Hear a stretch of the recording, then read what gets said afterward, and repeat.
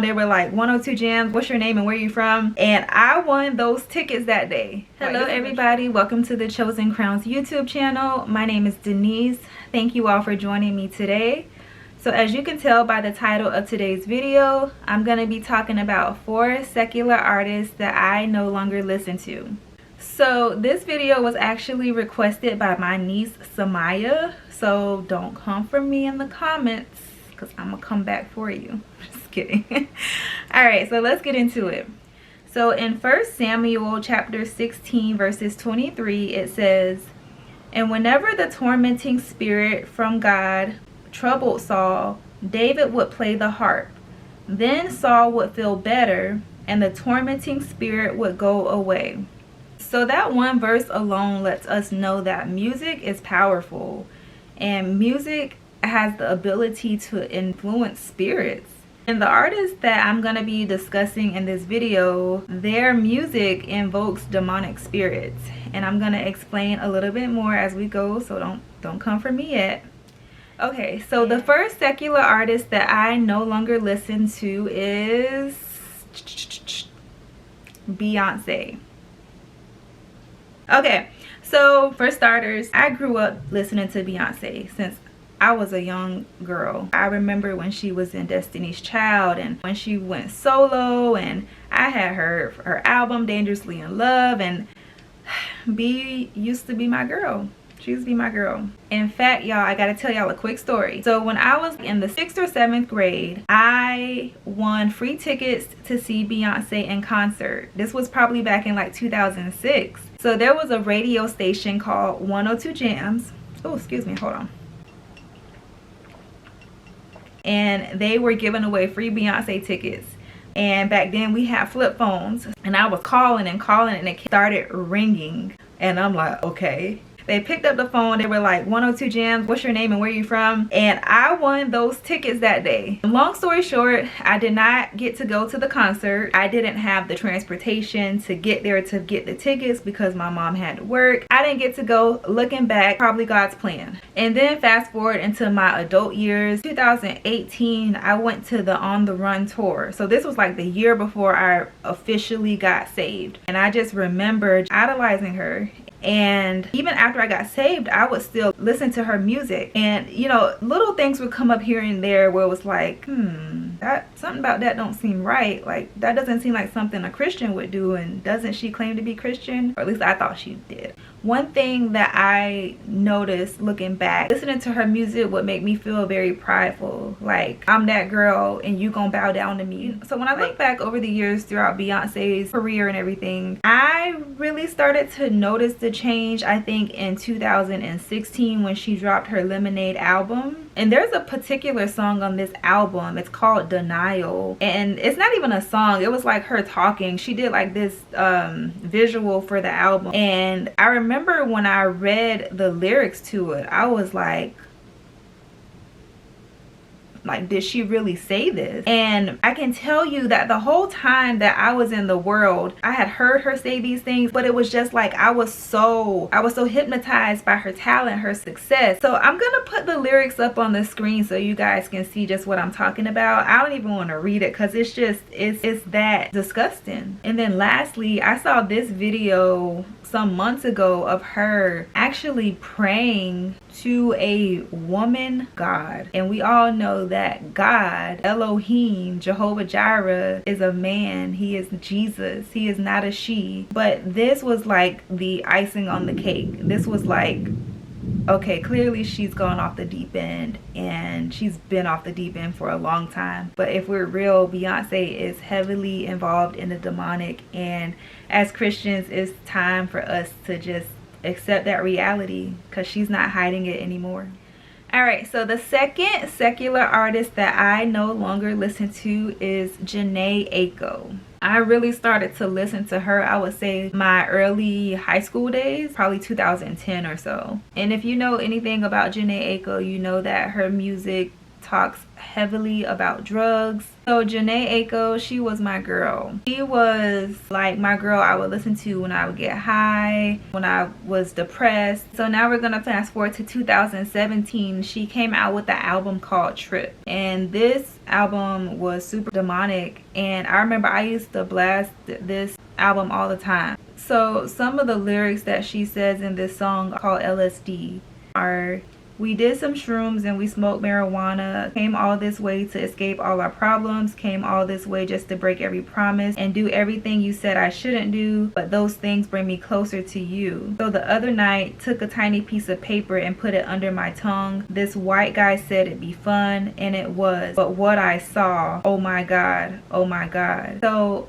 the album in itself is called Trip, and if you don't know what a trip is, I'm gonna explain it to you. So according to Wikipedia, a psychedelic experience known as a trip is a temporary altered state of consciousness induced by the consumption of a psychedelic substance, LSD, mescaline, psilocybin mushrooms, or DMT.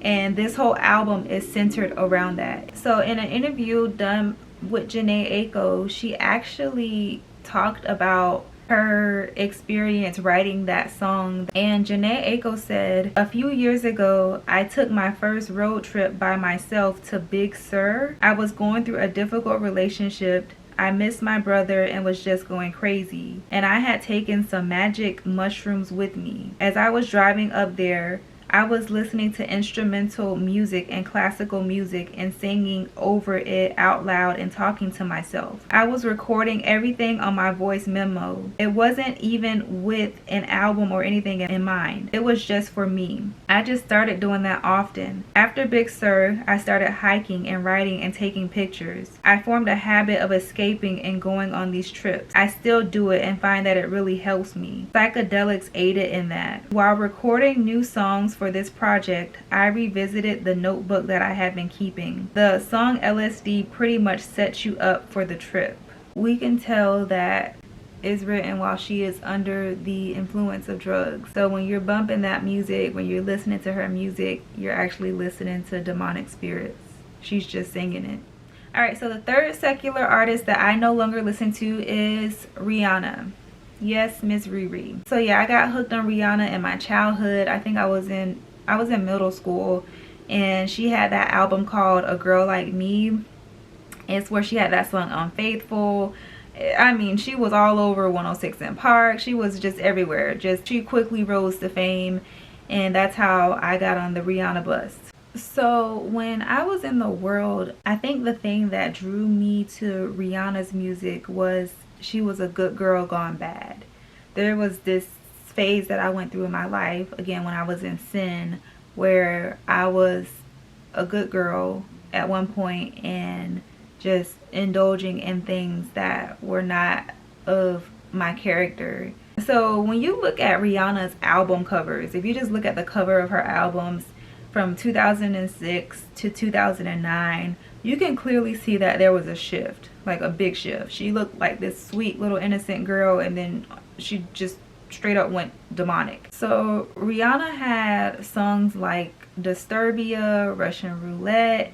When you look at the videos and when you look at the lyrics of those songs, they're just, something's going on there. Even if we look at her album in 2016 called Anti, like the album cover in itself just looks demonic. The first thing when I think of when I hear Anti is Antichrist. And then she did the photo shoot where she was mocking a nun, and she got a lot of backlash for this. And when you go to her Instagram page and when you look at her pictures, there's something off. And yeah, so I no longer rock with Miss Riri.